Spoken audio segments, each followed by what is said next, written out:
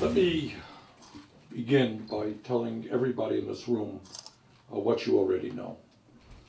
And that is that our country today faces a huge set of enormous problems. That's just a simple fact. And in fact, I think if you combine the economic problems that we're facing and the healthcare problems that we're facing, infrastructure problems that we're facing, you add climate change to it, where the scientists tell us that the future of the planet is being threatened. Add all those things together, we probably have more serious problems than any time since the Great Depression. And one of the major problems that we have in the midst of all of these serious problems is we don't discuss these problems. Unfortunately, a lot of what politics is about, a lot of what media is about, is a deflection away from the real issues facing our country. So what I want to talk about a little bit today is what some of those issues are and how I think we can move forward as a nation. And let me begin by saying that I believe if we are going to leave our kids and our grandchildren a nation which is habitable, a nation which is decent, we need a political revolution in this country. Yeah. Yes. Yes. What do I mean by that? Let me tell you what I mean by that. What I mean by that is that it is not acceptable that when we have elections, as we did last November, that 63% of the American people don't vote. It is not acceptable that 80% of the American people don't vote. It is not acceptable that poll after poll tells us that the American people know very little about what's going on in the nation's capital. It is not acceptable that probably until the last few days, major television networks spent virtually no time at all, zero, discussing the Trans-Pacific Partnership, the largest trade agreement in the history of this country. And that media does not think it's important to discuss the issues facing the American people with the American people. So what I mean by a political revolution is that it's cultural. It says that as citizens of a democracy, which is a pretty big deal, we must actively participate in the political process. We must be thinking about the important issues, and we must do everything that we can to make this country better and to address the very serious problems that we face. You know, I'm not asking people to spend more time talking about trade and economics than they do about football. That would be too radical. But, you know, maybe a fraction of the time where we sit down and say, okay, how does it happen that despite a huge increase in technology and productivity, the average American today is working longer hours for low wages? Not a good question? Yes. Now, people may disagree with or argue about why that's so, but we have seen in the last 30, 40 years a huge explosion of technology. Every worker out there is more productive than he or she used to be, and yet millions and millions of workers are working longer hours for low wages. We are seeing right now median family income, that family right in the middle of the American economy, is earning about $5,000 less than the family earned in 1999. How does that happen? Why? We are seeing male workers making many, many hundreds of dollars less in inflation adjusted for dollars than they used to. Women workers making less. How does that happen? Those are issues that we have got to talk about. And the other issue that we really have got to talk about, put at the top of the agenda, is this issue of income and wealth inequality. Now let me tell you about that issue, because this is not just a moral issue, in the sense that we have to ask whether we are content in living in a nation when so few have so much and so many have so little. That's the moral issue. And I think most of us are not. But it is also an economic issue, because you're not going to create the millions of jobs we desperately need unless you have disposable income in the hands of working people who are going out buying goods and services. And you don't have that when so few have so much and so many have so little. Right, Senator Sanders, thank you. It's a pleasure to meet you, sir. An observation here, and unfortunately I'm part of this demographic now as well, but you're missing a lot of young people. And because they're, you know, mired in their Facebook or whatever, but also because probably they've given up. And when you talk about everything you talk about, it's almost as if not only have they given up, but when you talk about the CEOs and the politicians, they've given up on this country. What they see is a China and India and 3 billion people who don't even have a washing machine or a toilet, and the money and the dollars there. And they say, well, you know, who cares about this country? And I don't know how you turn that around. Because there's no loyalty, there's no care. They just see other places, and as far as, you know, people having jobs and being able to earn a living, who cares? I think your point is a very good point. And the point is that many of these multinational corporations could care less about the people of the United States of America.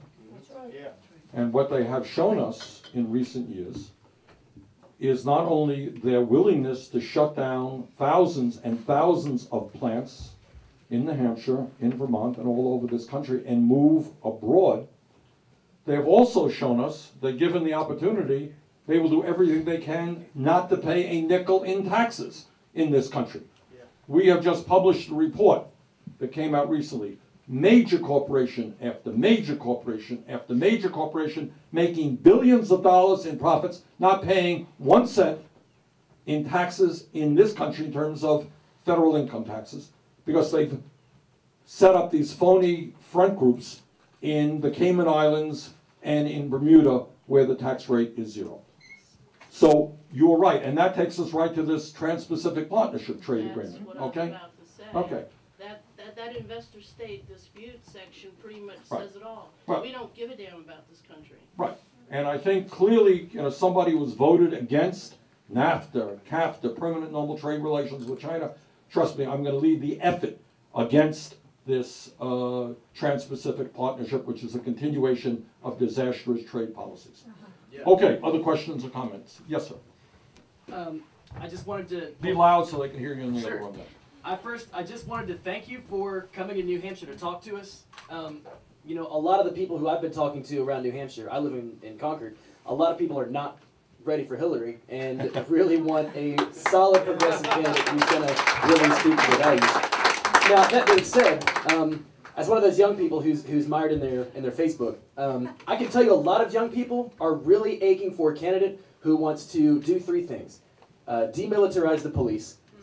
They want to get rid of the prison industrial complex, and they want debt-free college and a way to make student debt dischargeable through bankruptcy.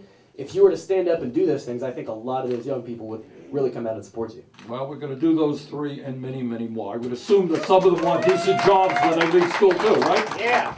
And some of them are concerned about climate change. Oh, yeah. And some of them are concerned about pay equity for women workers. So there's a lot to be done. But I think, in fact, we do have an agenda that speaks to the needs of working people, both college graduates and young people. And it worries me very much, and should worry everybody in this room, that the average kid who's leaving school is $28,000, $29,000 in debt. Some are more. Yeah. Talked to a young woman last year. Her crime was that she wanted to be a primary care physician, treating low-income people. She graduated medical school. That's what she's doing. And you know what a penalty was? $300,000 in student debts. Yeah. All right, we can do a little bit better than that. Yes. So I think, and in terms of climate change, I marched a few months ago in New York City with my friend Bill McKibben. Some of you know Bill? Yes. 350.org. There were some 400,000 people, most of them young people. I was there too. Oh, you were there too? Okay. I didn't see you. You were there. All right. But saying that they want a planet which is habitable. So I think we do have a message for young people. Other questions or, yep, so, yes ma'am. Be loud, get the mic back there. Yeah. Okay. I'm concerned about our corporate-owned media and how we never get any real information on things. And they're more concerned with, you know, stars and gossip and Yes. stuff like that. Very important issue. Is that CNN? They addressed that question to you. Yeah, right. Do you hear it? All right. I'm here. Okay, that's CNN. All right, no, let me talk about it. Let me talk about it, because it's a very, very important issue. What is your name? Karen. Karen. You all hear Karen's question? Yes. And here's the story. And it's a complicated issue, and you know, I don't know exactly what the causation of it is, but here's where you're at. For the media, for a lot, and let me make an exception right away. There's some great stories out there that are analytical and they're extremely intelligent. But by and large, for media, what politics in America today is not radically different than, you know, the Survivor on TV or a game show or a baseball game. It's who's winning and how you win and can Hillary put together the team to win and da-da-da-da. What the real issue is in allowing the American people to engage in a serious discussion, respecting other people's point of view, about serious issues. All right? The United States of America, most of you know, although most Americans probably do not know, is the only nation, major country on earth that does not guarantee health care to all people. I live in Burlington, Vermont. I'm 100 miles away from Canada. In Canada, all people as a right have health care. UK does, all of Europe does, Scandinavia does. Why is it that the United States is the only country without a national health care program, with 35 million people uninsured, with even more underinsured, and yet we end up spending almost twice as much per person on health care as do the people of any other nation? Is that a good question? Is that a question that, look, you know, I have my views. I believe in a Medicare for all single payer subsidy. Yeah. All right, now other people may hold different views. Have you seen that discussion discussed No. on television? No. Yeah. Senator Don Sheehan, I come up from the South Shore of Massachusetts. Speaking about the billionaires, look at this. They have money. We have each other. I do a show called Labor Talk. It's on Facebook. I want to get to your kids, their kids, and make the world better. Real quick. Robin Hood tax and the Postal Service. Your thoughts on those two subjects? Don't get me going. In terms of the Postal Service, you're looking at the guy who's probably done as much as I know anybody. that, sir. Absolutely. Absolutely. We have fought very, very hard to try to save the United States Postal Service against people who really want to destroy it and privatize it.